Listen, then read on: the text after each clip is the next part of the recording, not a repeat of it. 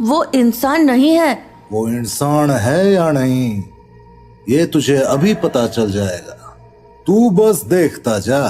तो इतना कहकर बब्बन ने दरवाजा खोल दिया और सामने खड़ी नंदिनी से बोला, हाँ छोरी, मिलना था ना तने मारे से, आजा अंदर आजा।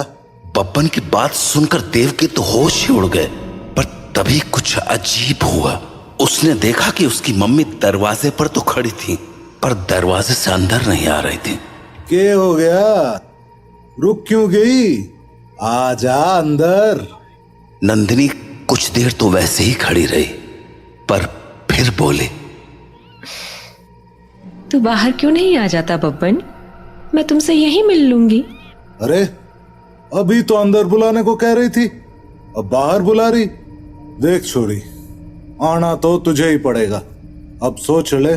तू भी ना बब्बन, कितना इंतजार कराएगा, आ जाना बाहर। नंदिनी के जवाबों को सुनकर देव के मन में बहुत सारे सवाल उठने लगे थे, जैसे कि उसकी मम्मी घर के अंदर क्यों नहीं आ रही थी और वो बार बार बब्बन को बाहर आने को क्यों कह रही थी। देव धीरे धीरे बब्बन के पास पहुंच गया, पर इससे पहले